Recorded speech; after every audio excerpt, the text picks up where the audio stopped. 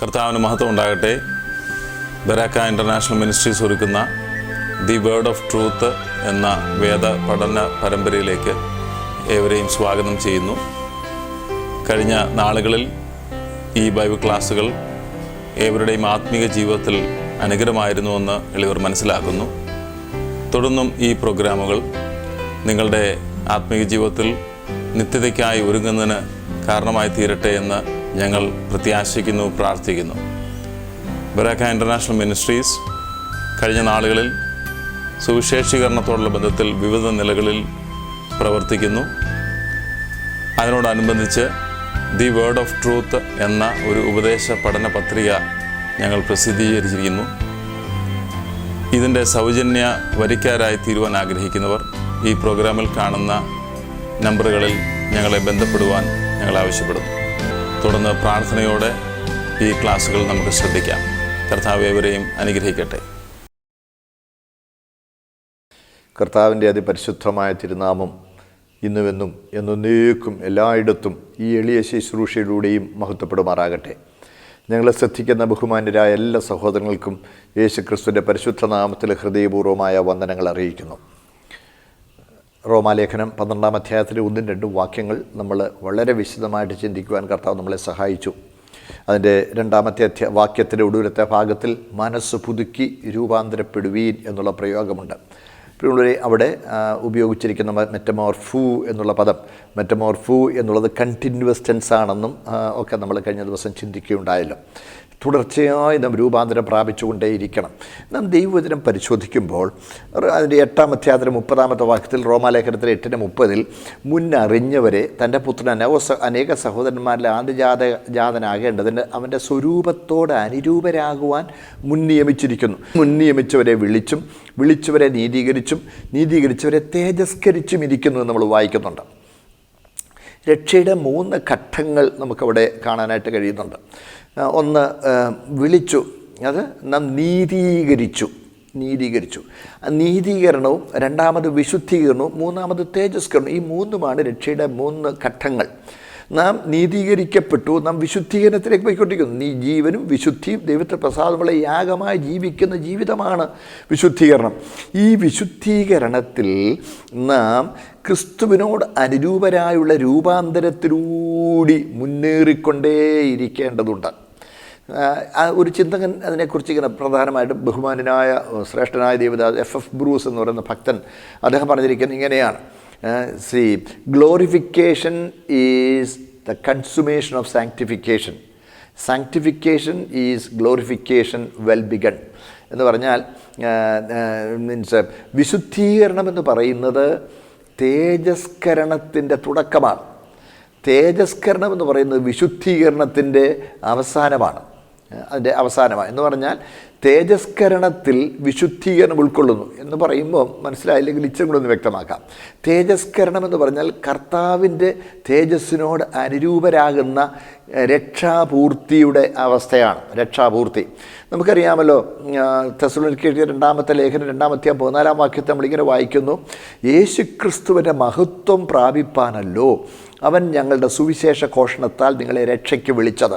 അപ്പോൾ നമ്മളെ രക്ഷയിലേക്ക് കർത്താവ് വിളിച്ചിരിക്കുന്നത് ഇവിടുത്തെ സ്വൈര്യമായുള്ള, സമാധാനപൂർണ്ണമായുള്ള, ഐശ്വര്യപൂർണ്ണമായ ജീവിതത്തിനു വേണ്ടി മാത്രമല്ല. കർത്താവ് നമ്മളെ വിളിച്ചിരിക്കുന്നത്, പ്രിയപ്പെട്ടവരെ, യേശുക്രിസ്തുവിൻ്റെ മഹത്വം പ്രാപിക്കുവാനാണ് നമ്മളെ വിളിച്ചിരിക്കുന്നത്. അപ്പോൾ യേശുക്രിസ്തുവിൻ്റെ മഹത്വം പ്രാപിക്കുക എന്ന് പറഞ്ഞാൽ അതാണ് തേജസ്കരണം. അതാണ് യോഹന്നാൻ്റെ 1-ാം ലേഖനം 3-ാം അധ്യായം 1-2 വാക്യങ്ങൾ നമ്മൾ വായിക്കുമ്പോൾ, കാൺമീൻ നാം ദൈവമക്കൾ എന്ന് വിളിക്കപ്പെടുവാൻ പിതാവ് എത്ര വലിയ സ്നേഹം നമുക്ക് നൽകിയിരിക്കുന്നു. പ്രിയമുള്ളവരെ, നാം ദൈവമക്കളാകുന്നു. നാം ഇന്നത ആകും എന്ന് ഇതുവരെ പ്രത്യക്ഷമായിട്ടില്ല. അവൻ പ്രത്യക്ഷനാകുമ്പോൾ നാം അവനെ താൻ ഇരിക്കും പോലെ തന്നെ കാണുന്നതാകൊണ്ട് അവനോട് സദൃശന്മാരാകും എന്ന് നാം അറിയുന്നു. നോക്കണേ, അവനോട് സദൃശന്മാരാകുമെന്ന് നാം പറയും. അവനിൽ ഈ പ്രത്യാശയുള്ളവനല്ല, അവൻ നിർമ്മലനായിരിക്കുന്നതല്ല, തന്നെ നിർമ്മലീകരിക്കുന്നു. പ്രിയമുള്ളവരെ, നമ്മുടെ ഈ മർത്യ ശരീരം ബലഹീനമായ, പാപത്താൽ അധപ്പതനത്തിന് വിധേയമായ, രോഗാതുരമായ, ക്ഷീണങ്ങളുള്ള, തളർച്ചയുള്ള നമ്മുടെ ഈ ശരീരം മാറി ആത്മശരീരം ക്രിസ്താനുരൂപത നാം പ്രാപിക്കും. ഉയിർത്തെഴുന്നേറ്റ കർത്താവിൻ്റെ തിരുശരീരത്തിൻ്റെ അതേ രീതിയിലുള്ള തേജസ്കരിക്കപ്പെട്ട ശരീരമായിരിക്കും നിത്യത്തിൽ നമ്മൾ പ്രാപിക്കുവാൻ പോകുന്നത്. ദൈവത്തിന് അത് വ്യക്തമായി വെളിപ്പെടുത്തും. അതിനാണ് തേജസ്കരണം എന്ന് പറയുന്നത്. കർത്താവ് ഉയിർത്തെഴുന്നേറ്റ് കഴിഞ്ഞപ്പോൾ കർത്താവിന് അടച്ചിട്ട വാതിലിനുള്ളിൽ കൂടി ഉള്ളിൽ പ്രവേശിക്കുകയും മനോവേഗത്തിൽ സഞ്ചരിക്കുകയും ചെയ്യുവാൻ കഴിയുമായിരുന്നു. ആത്മശരീരത്തിൻ്റെ പ്രത്യേകത മീൻസ് ഭൗമശരീരത്തിൻ്റെ പരിമിതികളൊന്നും ആത്മശരീരത്തിലില്ല. ഭൗമിക ശരീരത്തിൻ്റെ ഒരു പരിമിതിയും, വിശപ്പോ ദാഹമോ ക്ഷീണമോ ഭക്ഷണത്തിൻ്റെ ആവശ്യമോ വായുവിൻ്റെ ആവശ്യമോ ഇങ്ങനെയുള്ള ഒരു പരിമിതിയും ആത്മശരീരത്തിനില്ല. മീൻസ് ഭൗമിക തടസ്സങ്ങൾ ആത്മശരീരത്തെ തടസ്സപ്പെടുത്തുകയില്ല. അങ്ങനെ തേജസ്കരണം പ്രാപിച്ച ശരീരം ആത്മശരീരമാണ്. യേശുക്രിസ്തു ഉയിർത്തെഴുന്നേറ്റ് കഴിഞ്ഞപ്പോൾ ആ തേജസ്കരിക്കപ്പെട്ട ശരീരം കർത്താവിനുണ്ടായിരുന്നു. അതേ സ്വരൂപത്തോട് അനുരൂപരാകുവാൻ ദൈവം നമ്മെ മുൻ നിയമിച്ചിരിക്കുകയാണ്. അതാണ് തേജസ്കരണം എന്ന് പറയുന്നത്. ആ തേജസ്കരണം രൂപാന്തരം പ്രാപിക്കുന്ന അനുഭവമാണ്. നമ്മൾ അവൻ പ്രത്യക്ഷനാകുമ്പോൾ അവനെ താൻ ഇരിക്കും പോലെ തന്നെ കാണുന്ന അവനോട് സദൃശന്മാരാകും. നമ്മൾ രൂപാന്തരപ്പെടും. ആ രൂപാന്തരീകരണം ഇവിടെ ആരംഭിക്കണം. ഇവിടെ ആരംഭിക്കുന്ന രൂപാന്തരീകരണമാണ് അവിടെ പൂർത്തീകരിക്കപ്പെടുന്നത്. It's a consummation of the sanctification that is already begun in the present life here. ഈ ജീവിതത്തിൽ ഇവിടെ ആരംഭിച്ച വിശുദ്ധീകരണത്തിൻ്റെ പൂർത്തീകരണമാണ്, അതിൻ്റെ പര്യവസാനമാണ്, അതിൻ്റെ അനന്തര ഫലമാണ് തേജസ്കരണം എന്ന് നമ്മൾ തിരുവെഴുത്തിൽ കാണുന്നുണ്ട്. അപ്പോൾ നാം വിശുദ്ധീകരണത്തിൽ അനുരൂപരായി ക്രിസ്താനുരൂപരായിക്കൊണ്ടേയിരിക്കുന്നു, രൂപാന്തരപ്പെട്ടുകൊണ്ടേയിരിക്കുന്നു, മെറ്റമോർഫൂ മാറിക്കൊണ്ടേയിരിക്കുന്നു. കണ്ടിന്യൂസ് ആയി നമ്മളിങ്ങനെ മാറിക്കൊണ്ടിരിക്കുമ്പോൾ ആ മാറിക്കൊണ്ടിരിക്കലിൻ്റെ ആ പ്രോസസ്, ആ പ്രവൃത്തി, ആ അനുഭവം അതിൻ്റെ പൂർത്തീകരണത്തിലെത്തുന്നതാണ് കർത്താവിൻ്റെ ദിവ്യരൂപത്തോട് സ്തോത്രം ആത്മശരീരത്തോട് അനുരൂപരാകുക എന്ന് പറയുന്നത്. അപ്പോൾ ഇവിടെ ആരംഭിക്കുന്നതാണ് നിത്യതയിൽ പൂർത്തീകരിക്കപ്പെടുന്നത്. ചിലർ പഠിപ്പിക്കാറുണ്ട് ഇവിടെ തന്നെ വിശുദ്ധീകരണത്തിൻ്റെ പൂർണ്ണത, പെർഫെക്ഷൻ, പൂർണ്ണത ഇവിടെ തന്നെ ഉണ്ടാകണമെന്നും ചിന്തയിൽ പോലും ഒരു കളങ്കവും ഒരു ജഡിക ചിന്തയും ഇല്ലാത്തവരെ പോലെ നമ്മളങ്ങനെ ഒരു നിങ്ങൾക്ക് കഴിയുമെങ്കിൽ ചെയ്തോളൂ. പക്ഷേ ബൈബിൾ അങ്ങനെ പഠിപ്പിക്കുന്നില്ല. ഇവിടെ വെച്ച് നമുക്ക് പൂർത്തീകരണം ഉണ്ടാകുവാൻ, നമുക്ക് പെർഫെക്ഷൻ ഉണ്ടാകുവാൻ നമുക്ക് കഴിയുന്നതല്ല. ശരീരത്തിലിരിക്കുന്നിടത്തോളം കാലം, ജഡത്തിലിരിക്കുന്നിടത്തോളം കാലം നമ്മൾ പാപപ്രകൃതത്തിൻ്റെ സ്വാധീനതയ്ക്ക് കീഴെയാണ്.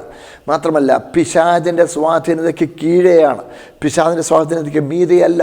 പിശാചൊന്നും എന്നെ തൊടുകയില്ലെന്നൊക്കെ നമ്മൾ പാടുമ്പോൾ പ്രിയപ്പെട്ടവരെ, അത് ദൈവകൃപയിൽ ആശ്രയിച്ചുകൊണ്ട് നമ്മളുടെ ആ ആഗ്രഹം നമ്മൾ ദൈവത്തിന് സമർപ്പിക്കുന്നൊരു പ്രാർത്ഥന പോലെ ആയിരിക്കണം.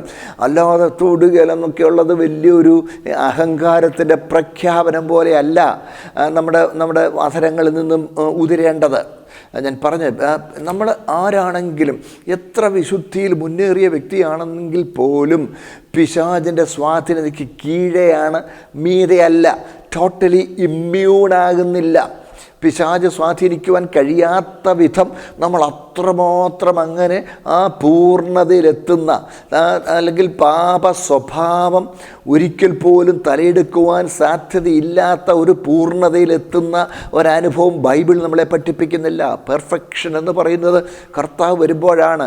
ആ പെർഫെക്ഷനിലേക്ക് നമ്മൾ പോയിക്കൊണ്ടേയിരിക്കുകയാണ്. അവൻ പ്രത്യക്ഷനാകുമ്പോൾ നാം അവനെ താൻ ഇരിക്കും പോലെ തന്നെ കാണുന്നതാകൊണ്ട് അവനോട് സാദൃശ്യന്മാരാകുമെന്ന് നാം അറിയുന്നു. കർത്താവിനെ പോലെ ആ സാദൃശ്യം, കർത്താവിനെ പോലെ ആ അനുരൂപത നമ്മുടെ ജീവിതത്തിൽ നമ്മൾ പ്രാപിക്കുന്നത് അവൻ്റെ വരവെങ്കിലാണ്. പക്ഷേ അത് ഇവിടെ ആരംഭിച്ചു. കർത്താവ് നമ്മുടെ ജീവിതത്തിൽ വന്നു കഴിഞ്ഞു. വന്നു കഴിഞ്ഞതുകൊണ്ട് ആ രൂപാന്തരീകരണം ആരംഭിച്ച് കഴിഞ്ഞു. മുമ്പോട്ട് തുടർന്നുകൊണ്ടേയിരിക്കും. മെറ്റമോർഫൂ കണ്ടിന്യൂസ് ആയിട്ട് പോയിക്കൊണ്ടിരിക്കുകയാണ്. സ്തോത്രം. പ്രിയമുള്ളവരെ, ഈ ഒരു അനുഭവം യഥാർത്ഥ ആരാധകൻ്റെ അനുഭവമാണ്. അപ്പോൾ യഥാർത്ഥമായ ഒരു ആരാധകനാണ് ക്രിസ്ത്യാനുരൂപതയ്ക്കു വേണ്ടി മുൻ നിയമിക്കപ്പെട്ടിരിക്കുന്നത്. നമ്മൾ മറന്നുപോലും പല ആളുകളും പറയാറുണ്ട്, രക്ഷിക്കപ്പെട്ട ശേഷം പിന്നെ എന്നെ കളിച്ചാലും രക്ഷ നഷ്ടപ്പെടുകയില്ല. എൻ്റെ പൊന്നു സഹോദരങ്ങളെ, നമ്മളങ്ങനെ തെറ്റായ ആശയങ്ങളിലേക്ക് പോകരുത്. രക്ഷിക്കപ്പെട്ട ഒരു ദൈവ പൈതൽ പരമാർത്ഥമായും രക്ഷിക്കപ്പെട്ടവനാണെങ്കിൽ അവന് പാപത്തോടൊരു വെറുപ്പും പാപത്തോടൊരു അറപ്പും ഈ ലോകത്തിൽ നിന്നൊരകൽച്ചയും ഉണ്ടാകും. കർത്താവ് തന്നെ പറഞ്ഞോളൂ, ഞാൻ ലൗകികനല്ലാത്തതുപോലെ ഇവരും ലൗകികന്മാരല്ല. അവൻ ലോകം അവരെ പകച്ചു. ലോകം നിങ്ങളെ ഏറ്റവും കൂടുതൽ അംഗീകരിക്കുകയും ലോകം നിങ്ങളെ ഏറ്റവും ബഹുമാനിക്കുകയും ചെയ്യുന്നുണ്ടെങ്കിൽ എന്തോ തകരാറുണ്ടെന്നാണ് അതിൻ്റെ അർത്ഥം.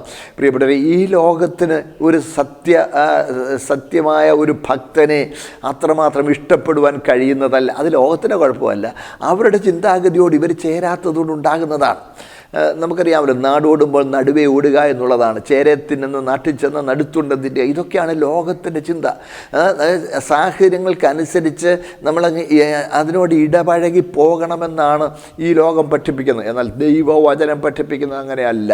സ്തോത്രം. ഈ ലോകത്തിന് അനുരൂപരാകരുത്. അർത്ഥം, ഈ ലോകത്തിൻ്റെ ഒരു തെറ്റായ സ്വാധീനതയും നമ്മുടെ ജീവിതത്തിൽ ഉണ്ടാകുവാൻ നമ്മളെ സമർപ്പിച്ചു കൊടുക്കരുത്. അപ്പോൾ രൂപാന്തരപ്പെടുക എന്ന് പറയുന്നത് തേജസ്കരണത്തിനായുള്ള മുന്നൊരുക്കമാണ്, തേജസ്കരണത്തിൻ്റെ ആരംഭമാണ്. അതുകൊണ്ടാണ് റോമർ 8:30 തേജസ്കരിച്ചും ഇരിക്കുന്നു. തത്വത്തിൽ നമ്മൾ തേജസ്കരിക്കപ്പെട്ടിരിക്കുന്നു. തന്നെയല്ല, തേജസ്കരണത്തിലേക്ക് നമ്മൾ പോയിക്കൊണ്ടേയിരിക്കുകയാണ്. ഇവിടെ ആരംഭിച്ച രൂപാന്തരീകരണത്തിൻ്റെ പൂർണ്ണതയാണ് കർത്താവിൻ്റെ വരവിങ്കൽ സംഭവിക്കുന്നത്. കണ്ടിന്യൂസ് ആയി പോയിക്കൊണ്ടിരിക്കുന്നു.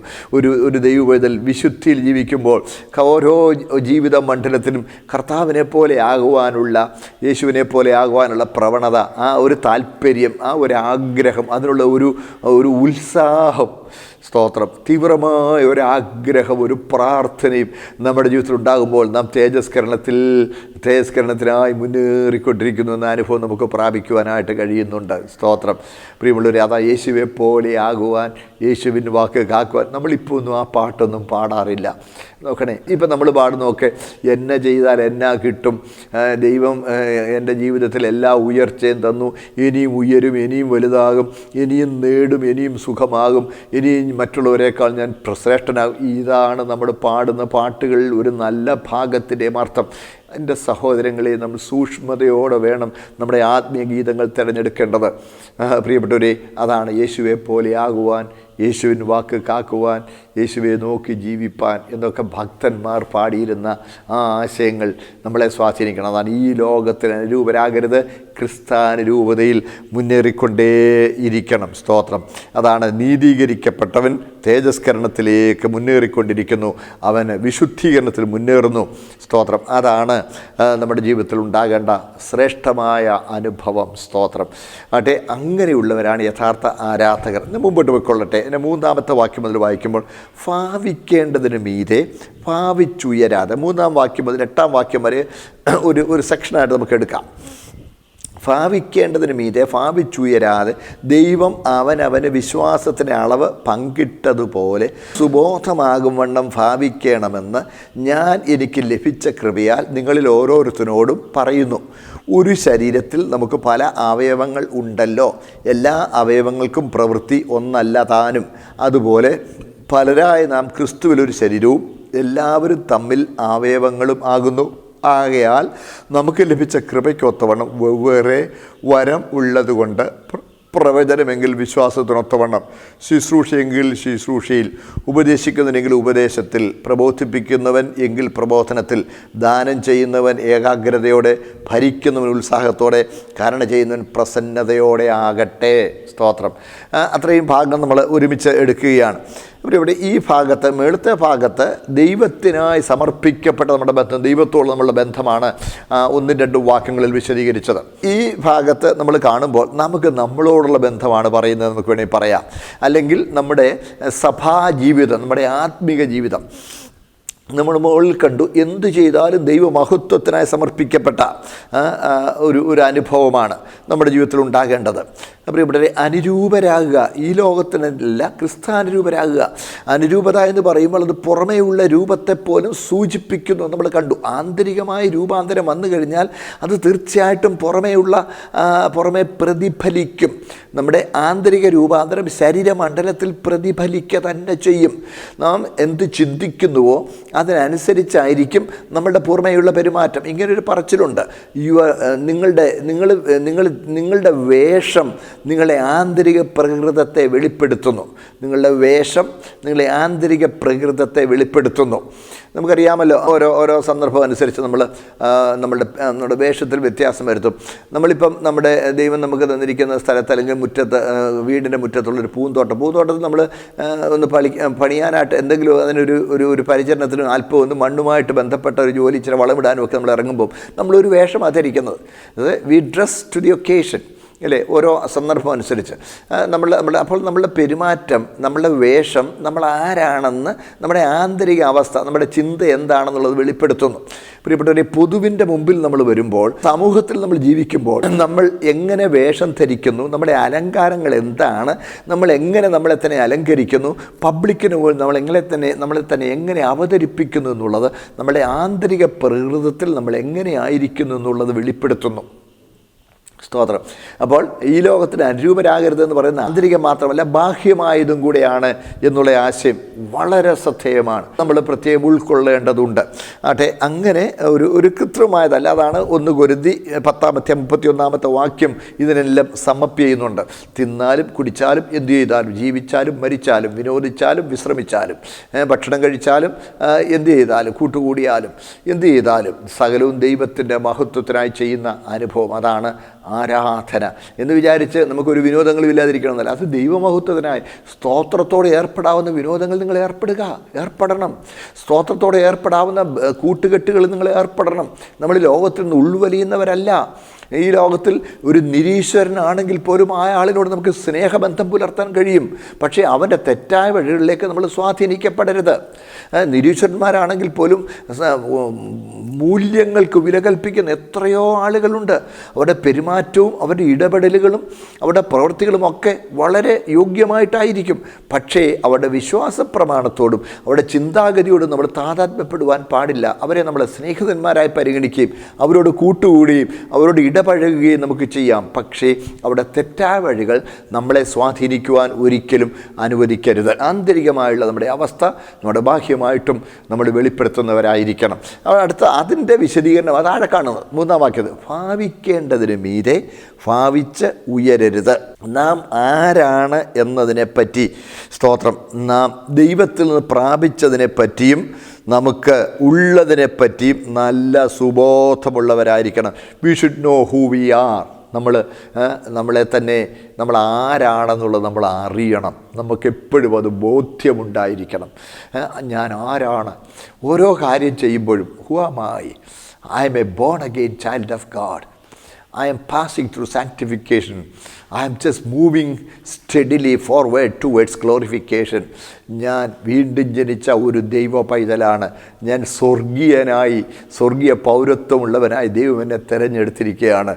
ഞാൻ വിശുദ്ധീകരിക്കപ്പെട്ട് വിശുദ്ധീകരണത്തിൽ തേജസ്കരണത്തിനായി മുന്നേറിക്കൊണ്ടേയിരിക്കുന്നു.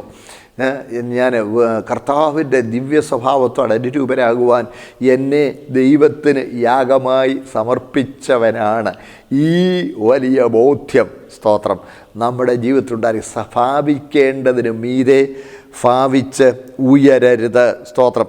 രൂപാന്തരപ്പെട്ട ജീവിതം, രൂപാന്തരപ്പെട്ട മനസ്സ് ക്രിസ്തുവിൻ്റെ മനസ്സ് പോലെ താഴ്മയുള്ളതായിരിക്കും. അതാണല്ലോ നമ്മൾ ഫിലിപ്പിലെ 2-ാം അധ്യായം 5 മുതൽ 8 വരെയുള്ള വാക്യം നമ്മൾ കാണുന്നത്. ക്രിസ്തു യേശുള്ള ഭാവം തന്നെ നിങ്ങളിലും ഉണ്ടായിരിക്കട്ടെ. അവൻ ദൈവരൂപത്തിലിരിക്കെ ദൈവത്തോടുള്ള സമത്വം മുറുകെ പിടിച്ചുകൊള്ളണമെന്ന് വിചാരിക്കാതെ തന്നെത്താൻ ഒഴിച്ചു. തന്നിലെ സ്വയത്തോട് നോ പറഞ്ഞു. ദൈവത്തെ മാറ്റി വെച്ചെന്നല്ല, തന്നിലെ സ്വയത്തോട് നോ പറഞ്ഞു. നമുക്ക് മാതൃക കാണിക്കേണ്ടതിന് കർത്താവ് തന്നെ താഴ്മയുള്ളവനാക്കി. കർത്താവ് തന്നെ പറയുമ്പോൾ ഗിരിപ്രഭാഷണത്തിൽ അല്ല, തുടർന്നുള്ള ഭാഗത്ത് 10-ാം സുവിശേഷം നമ്മൾ വായിക്കുന്നു, ഞാൻ സൗമ്യതയും താഴ്മയുള്ളവനാകയാൽ എന്നോട് കേട്ട് എൻ്റെ നുകമേറ്റുകൊണ്ട് എന്നോട് പഠിപ്പീൻ. സ്തോത്രം. ഞാൻ സൗമ്യതയും താഴ്മയുള്ളവൻ. അതാണ് നമുക്ക് താഴ്മയുണ്ടായിരിക്കണം.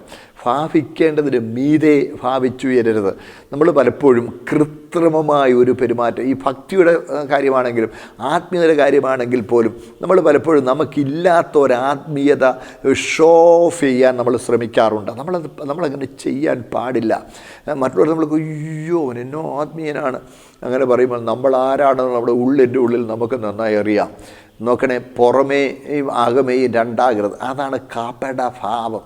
ഭാവിക്കേണ്ടതിന് മീതെ ഭാവിച്ച് ഉയരരുത്. ഫ്രൊനെയിൻ എന്നുള്ള പദമാണ് നമ്മൾ ഭാവിക്കുക എന്നുള്ളതിന് ഗ്രീക്കിൽ കാണുന്നത്. ഫ്രൊനെയിൻ എന്നുള്ള പദം ഈ ഒറ്റ വാക്യത്തിൽ 4 പ്രാവശ്യം ഉപയോഗിച്ചിട്ടുണ്ട്. ഫ്രൊനെയിൻ ഭാവിക്കുക. ഈ ഭാവിക്കേണ്ടതിന് മീതെ ഭാവിച്ചുയരാതെ, പിന്നെ സുബോധമാകും വണ്ണം ഭാവിക്കണം. മലയാളത്തിൽ വന്നപ്പോൾ 3 ഉള്ളത് തോന്നുന്നു. ഭാവിക്കേണ്ടതിന് മീതെ ഭാവിച്ചുയരാതെ ദൈവമനുവിന് വിശ്വാസത്തിലുള്ള പങ്കിട്ടതുപോലെ സുബോധമാകും വണ്ണം ഭാവിക്കണം. സ്തോത്രം. ഇവിടെ 3 ഉള്ളൂ, പക്ഷേ ഗ്രീക്കിൽ 4 പ്രാവശ്യമാവും ഫ്രൊനെയിൻ എന്ന വാക്ക് ഉപയോഗിച്ചിട്ടുണ്ട്.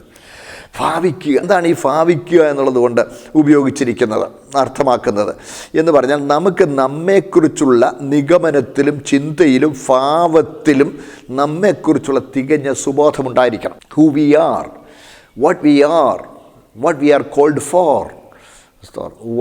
What's our ultimate aim in life, purpose and aim in life. സ്തോത്രം. ഹല്ലേലൂയ. നമുക്കറിയാമല്ലോ, വളരെ പ്രചാരത്തിൽ വന്ന ഒരു പുസ്തകമാണ് പർപ്പസ് ഡ്രിവൺ ലൈഫ്. നമ്മുടെ ജീവിതത്തിൽ ഒരു പർപ്പസ് ഉണ്ടായിരിക്കണം, ഒരു ലക്ഷ്യമുണ്ടായിരിക്കണം. എന്താ നമ്മുടെ ലക്ഷ്യം? ക്രിസ്താനുരൂപത, ക്രിസ്തുവിൻ്റെ തേജസ്, മഹത്വം പ്രാപിപ്പാനാണ് നമ്മളെ സുവിശേഷ ഘോഷണത്താൽ കർത്താവ് നമ്മളെ വിളിച്ചിരിക്കുന്നത്. അതാണ് നമ്മുടെ ലക്ഷ്യം. ആ ലക്ഷ്യത്തിലേക്ക് നമ്മൾ പുരോഗമിച്ചു കൊണ്ടിരിക്കുക. അതാണ് ഇവിടെ തേജസ്കരണം ആരംഭിച്ചു കഴിഞ്ഞു. അതാണ് റോമർ 8:30 തേജസ്കരിച്ചുമിരിക്കുന്നു. I am progressing in glorification. സ്തോത്രം. ഞാൻ മുന്നേറിക്കൊണ്ടേയിരിക്കുന്നു. തേജസ്കരണം പൂർത്തീകരിക്കപ്പെടുന്നത് കർത്താവിൻ്റെ വരവെങ്കിലാണെങ്കിലും ഇവിടെ കർത്താവ് എൻ്റെ ജീവിതത്തിൽ വന്നു. ഞാൻ കർത്താവിനെ കണ്ടു. കർത്താവിനെക്കുറിച്ചുള്ള ദർശനത്തിൻ്റെ അളവിനനുസരിച്ച് ഞാൻ തേജസ്കരിക്കപ്പെട്ടുകൊണ്ടേയിരിക്കും. കർത്താവിനോട് അനുരൂപരായിക്കൊണ്ടേയിരിക്കുന്നു. ഹല്ലേലൂയ. അതാണ് ഭാവിക്കേണ്ടതിന് മീതെ ഭാവിച്ച് ഉയരരുത്. സ്തോത്രം. We should be conscious of who we are. നമ്മൾ ആരാണെന്നുള്ളതിനെക്കുറിച്ച് നമുക്ക് നല്ല ഉത്ബോധമുണ്ടായിരിക്കണം. നമ്മൾ എന്തിനു വിളിച്ചിരിക്കുന്നു, നമ്മൾ എന്തിനു നിയമിച്ചിരിക്കുന്നു എന്നുള്ളതിനെക്കുറിച്ച് വ്യക്തമായ കാഴ്ചപ്പാട് നമുക്കുണ്ടായിരിക്കണം. 4 പ്രാവശ്യം ആ പദം ഉപയോഗിച്ചിട്ടുണ്ട്. നമ്മുടെ ഭാവത്തിൽ നമ്മുടെ തികച്ചും സുബോധവും യോഗ്യതയും ചേർച്ചയും ഉണ്ടായിരിക്കണം. നമ്മുടെ നിലയേക്കാൾ താഴുകയോ ഉയരുകയോ ചെയ്യണ്ട. ചില ആളുകളുണ്ട് കൃത്രിമമായ താഴ്മ ധരിക്കും. വെറും കൃത്രിമമാണ്. അവർക്ക് താഴ്മയൊന്നും ഉണ്ടായിട്ടല്ല, മറ്റുള്ളവർ നമ്മളെക്കുറിച്ച് നല്ല കാര്യം പറയണമെന്നുള്ള ആഗ്രഹം കൊണ്ട് ഒരു കൃത്രിമമായ ഒരു താഴ്മയും ഒരു വിനയവുമൊക്കെ പെരുമാറ്റത്തിലുണ്ടാകും. നമുക്കറിയാമല്ലോ, ഇംഗ്ലീഷിൽ 2 പദമുണ്ടല്ലോ, ക്യാരക്ടർ ആൻഡ് കോണ്ടക്റ്റ് എന്ന് പറഞ്ഞാൽ പ്രകൃതവും പെരുമാറ്റവും. ആന്തരിക പ്രകൃതമെന്ന് പറയുന്നത് ഉള്ളിൻ്റെ ഉള്ളിലായിരിക്കും. ഞാൻ എന്ന് പറഞ്ഞാൽ കേട്ടിട്ടില്ലേ, താഴ്മയിൽ അഹങ്കരിക്കുക എന്ന് കേട്ടിട്ടില്ലേ? താഴ്മയിൽ അഹങ്കരിക്കുക. ഞാൻ വിനയമുള്ളവനാണ് എന്നുള്ളതിൽ എനിക്ക് ഭയങ്കര അഹങ്കാരം. അയ്യോ, ആ വിനയം വെറും കൃത്രിമമാണ്. അതാണ് ഭാവിക്കേണ്ടതിന് മീതെ ഭാവിച്ചുയരരുത്. ഒരിക്കലും കൃത്രിമത്വം ഉണ്ടാകുന്നത്, വ്യാജഭാവം നമ്മുടെ ജീവിതത്തിലും നമ്മുടെ പെരുമാറ്റത്തിലും നമ്മുടെ വാക്കുകളിലും നമ്മുടെ ഇടപെടലുകളിലും ഉണ്ടാകാൻ പാടില്ല. വ്യാജമായതിലേക്ക് നമ്മൾ തിരിയരുത്. സ്തോത്രം. അതാണ് ഭാവിക്കേണ്ടതിന് മീതെ ഭാവിച്ചുയരാതെ ദൈവം അവനവന് വിശ്വാസത്തിൻ്റെ അളവ് പങ്കിട്ടതുപോലെ. ഇവിടെ വിശ്വാസത്തിൻ്റെ അളവ് പങ്കിട്ടതുപോലെ എന്ന് പറയുമ്പോൾ ഈ അളവ് എന്ന് പറയുന്നത് അളവ് കോലിനെയാണോ സൂചിപ്പിക്കുന്നത്, അളക്കപ്പെട്ട വിശ്വാസത്തെയാണോ സൂചിപ്പിക്കുന്നത്? മെട്രോൺ എന്നാണ് ഗ്രീക്ക് പദം. മെട്രോൺ എന്ന് പറഞ്ഞാൽ നാം നമ്മെ തന്നെ അളക്കുവാൻ ഉപയോഗിക്കുന്ന അളവുകോൽ എന്ന അർത്ഥമാണ് അതിനകത്തുള്ളത്. ഓരോരുത്തന് വിശ്വാസത്തിൻ്റെ അളവ് പങ്കിട്ടതുപോലെ, വിശ്വാസത്തിൻ്റെ അളവുകോൽ അറിയിച്ചു കൊടുത്തതുപോലെ എന്നാണ് അതിൻ്റെ അർത്ഥം. പ്രധാന അർത്ഥം അതാണ്. നമ്മൾ ചിലപ്പം ചിന്തിക്കും ഒരുത്തന് കുറച്ച് വിശ്വാസം, ഒരുത്തന് കൂടുതൽ വിശ്വാസം, ഒരുത്തന് മീൻസ് എത്ര 100 അളവ് വിശ്വാസം, വേറൊരുത്തന് 90 അളവ് വിശ്വാസം, വേറൊരുത്തന് 10 അളവ് വിശ്വാസം. ഇങ്ങനെ വിശ്വാസം അളന്നു കൊടുത്തിരിക്കുന്നു എന്ന ഒരാശയമാണ് നമ്മുടെ മലയാളം തർജ്ജമയിൽ നിന്ന് നമുക്ക് പെട്ടെന്ന് ലഭിക്കുന്നത്. പറഞ്ഞില്ല മെട്രോൺ എന്ന പദം, മെട്രോൺ എന്ന് പറഞ്ഞാൽ മീൻസ് മീറ്റർ, അതൊക്കെ അതിനകത്തുനിന്ന് വന്ന മെട്രോൺ എന്ന് പറയുമ്പോൾ അളവുകോൽ എന്നാണ് അർത്ഥം. അപ്പോൾ ഓരോരുത്തന് മീൻസ് അളവ് പങ്കിട്ടതുപോലെ, വിശ്വാസത്തിൻ്റെ അളവ് പങ്കിട്ടതുപോലെ എന്ന് പറഞ്ഞാൽ എല്ലാവർക്കും ഓരോരുത്തന് ദൈവം നൽകിയിരിക്കുന്ന അളവ്, ഓരോ എന്ന് പറഞ്ഞാൽ കൊടുത്തിരിക്കുന്ന ഒരളവുകോലുണ്ട്. ഈ അളവുകോൽ എന്ന് പറയുമ്പോൾ നമ്മുടെ പ്രമാണമാണ്. ഓരോരുത്തന് ദൈവം ഓരോ പ്രമാണം കൊടുത്തിട്ടുണ്ട്. ആ പ്രമാണത്തിൽ വ്യത്യാസമുണ്ടാകാൻ പാടില്ല. പക്ഷേ നമ്മൾ ആരാണെന്നുള്ളതിനെക്കുറിച്ച് നമുക്ക് നല്ല ഉൾബോധമുണ്ടായിരിക്കണം. വിശ്വാസത്തിൻ്റെ അളവുകോൽ ഓരോരുത്തർക്കും ദൈവം പങ്കിട്ട് കൊടുത്തു. അതിന് മറ്റൊരാശയം കൊണ്ട് അത് ഞാൻ കൂടുതൽ പിന്നെ വിശദീകരിക്കാം. ഓരോരുത്തരും വിശ്വാസത്തിൻ്റെ അളവുകോൽ പങ്കിട്ട് കൊടുത്തു എന്ന് പറഞ്ഞാൽ ദൈവവചനമാണ് വിശ്വാസത്തിൻ്റെ അളവുകോൽ. സ്തോത്രം. പ്രിയപ്പെട്ട, ഒരുത്തന് കുറച്ച് വിശ്വാസം, വേറൊരു വിശ്വാസം. അത് നമ്മൾ നോക്കുമ്പോൾ രക്ഷയ്ക്ക് ആധാരമായ വിശ്വാസത്തെക്കുറിച്ചല്ല അവിടെ പറഞ്ഞിരിക്കുന്നത്. പിന്നെ നമ്മൾ കൊരിന്ത്യർക്ക് എഴുതിയ 1 ലേഖനം 12 അധ്യായം വായിക്കുമ്പോൾ കൃപാവരങ്ങളിൽ വ്യത്യാസമുണ്ട്, ഓരോരുത്തരും പങ്കിട്ട് കൊടുക്കുന്നു. അവിടെ കൃപാവരങ്ങളുടെ കൂട്ടത്തിൽ വിശ്വാസം എന്നുള്ളത് കൊടുത്തിട്ടുണ്ട്. കൃപാവരങ്ങളുടെ കൂട്ടത്തിൽ കൊടുത്തിട്ടുണ്ട്. രക്ഷയ്ക്ക് ആധാരമായ വിശ്വാസം എന്ന് പറയുന്നത് അതെല്ലാവർക്കും ഉണ്ടാകേണ്ടതാണ്. അത് ദൈവത്തോടുള്ള വ്യക്തിബന്ധമാണ്. ആ വ്യക്തിബന്ധത്തിൽ നമ്മൾ വളരണം.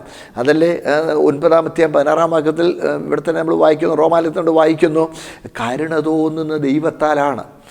ദൈവമാണ് നമുക്ക് വിശ്വസിക്കാനുള്ള ആ കൃപ പോലും നൽകിത്തരും. ദൈവത്തോടുള്ള ആ ബന്ധത്തിലേക്ക് നമ്മളെ ആകർഷിക്കുന്നത് ദൈവമാണ്. നമ്മളുടെ വിശ്വാസത്തിന് അളവ്. അതുകൊണ്ട് നമ്മൾ ഭാവിക്കേണ്ടതിന് മീതെ ഭാവിച്ച് ഉയരരുത് എന്ന് പറഞ്ഞാൽ നമ്മൾ ആരാണെന്നുള്ളതിനെക്കുറിച്ച് നമുക്ക് തികച്ചും വ്യക്തമായ ഉൾബോധമുണ്ടായിരിക്കണം. നമ്മൾ അതിന് മീതെയാകരുത്, അതിന് കീഴെയാകാനും പാടില്ല. വളരെ വളരെ നമ്മുടെ ആളത്വത്തെ സംബന്ധിച്ച്, നമ്മൾ ആരാണെന്നതിനെ സംബന്ധിച്ചും ദൈവം നമ്മെക്കുറിച്ച് എന്താഗ്രഹിക്കുന്നുള്ളതിനെ സംബന്ധിച്ചും ലോകത്തിൽ നമ്മൾ എങ്ങനെ ആയിരിക്കുന്നു എന്നുള്ളതിനെ സംബന്ധിച്ചും വ്യക്തമായ ഉൾബോധമുള്ളവരായിരിക്കണമെന്നാണ് അതിൻ്റെ അർത്ഥം. സ്തോത്രം.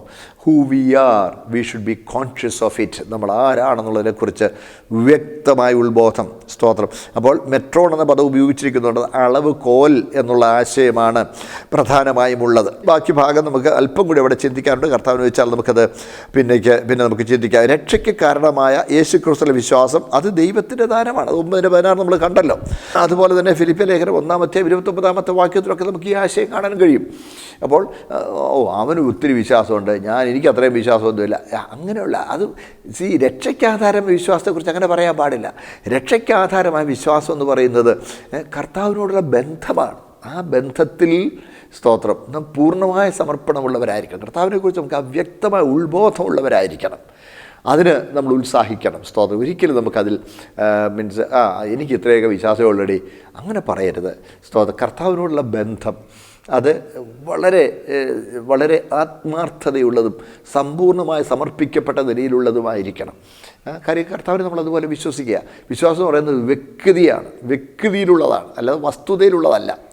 കർത്താവിനെ വെച്ചാൽ നമുക്ക് കൂടുതൽ കാര്യങ്ങൾ നമുക്ക് അടുത്ത ദിവസം ചിന്തിക്കാം. അതുകൊണ്ട് ഭാവിക്കേണ്ടതിന് മീതെ ഭാവിച്ചു വരരുത്. ദൈവം നമ്മളെ ആക്കിയിരിക്കുന്നത് ആ നിലയിൽ തന്നെ നിൽക്കണം. കൃത്രിമമായ ഭാവത്തിലേക്ക് പോകരുത്. നമ്മുടെ ജീവിതം നിർമ്മലതയുള്ളതായിരിക്കണം. വ്യാജഭാവം ഉണ്ടായിരിക്കരുത്. സ്തോത്രം. ആ നിലയിൽ ദൈവപ്രസാദമുള്ളവരായി ജീവിപ്പാൻ സർവ്വകൃപാലുവായ ദൈവം നമുക്കെല്ലാവർക്കും കൃപ നൽകട്ടെ. ദൈവം നമ്മെ അനുഗ്രഹിക്കട്ടെ. പ്രാർത്ഥിക്കാം. സ്വർഗീയ പിതാവേ, അങ്ങനെ ഞങ്ങളെ ഏത് നിലയിൽ നിലനിർത്തിയിരിക്കുന്നെന്നും എവിടെ നിന്ന് ഉയർത്തി എങ്ങനെയാക്കിയിരിക്കുന്നു എന്നുള്ളതിനെക്കുറിച്ചും ഞങ്ങൾ തികച്ചും ബോധവാന്മാരായി ഞങ്ങൾ തിരുമേനിക്കായി യാഗമായി സമർപ്പിക്കപ്പെട്ടവർ എന്ന ആ ഉൾബോധത്തോടുകൂടെ അവിടത്തേക്ക് പ്രസാദകരമായി അവിടുത്തെ ദിവ്യ സ്വഭാവത്തോടെ അനുരൂപരാകുവാൻ ഉത്സാഹമുള്ളവരായി സ്തോത്രം നിലനിൽക്കുവാൻ കൃപ നൽകണം. കൃത്രിമമായ ഭാവത്തിലേക്ക് പോകാതെ കർത്താവെ ഞങ്ങളെ തന്നെ സൂക്ഷ്മതയുള്ളവരായി പരിഗണിച്ച് കർത്താവെ ഞങ്ങളെ തന്നെ തിരുമേനിക്ക് യോഗ്യരായ ഒരു മണവാട്ടി എന്ന നിലയിൽ ഞങ്ങളെ കരുതി വിശുദ്ധിയിൽ മുന്നേറുവാൻ കൃപ നൽകണം. കേൾവിക്കാരായ സഹോദരങ്ങളെല്ലാം അനുഗ്രഹിക്കണം. പൊന്നു കർത്താവേ, ഈ രോഗവ്യാപനമുള്ള ഈ സാഹചര്യത്തിൽ അങ്ങയുടെ പ്രത്യേക സംരക്ഷണം ഞങ്ങളുടെ സഹോദരങ്ങളെല്ലാവരുടെ മേലും നൽകണം. ഞങ്ങളുടെ ദേശത്തിന്മേൽ അങ്ങയുടെ പ്രത്യേക സംരക്ഷണം നൽകണം. ഞങ്ങൾ കഷ്ടത്തിലാകുവാൻ അനുവദിക്കാതെ അങ്ങയുടെ പരിപാലനവും അങ്ങയുടെ വിടുതലിൻ്റെ ഇടപെടലും ഞങ്ങളുടെ നടുവിലുണ്ടാകുകയും ലോകത്തെ ഈ കഷ്ടത്തിൽ നിന്ന് വിടുവിക്കാൻ പ്രസാദിക്കുകയും ചെയ്യണം. ഞങ്ങൾ സൗമ്യതയുള്ളവരായി അങ്ങയുടെ അനുരൂപരായി ജീവിപ്പാൻ കൃപ നൽകണം. യേശു ക്രിസ്തുവിൻ്റെ പരിശുദ്ധ നാമത്തിൽ തന്നെ പ്രിയ പിതാവേ, ആമേൻ.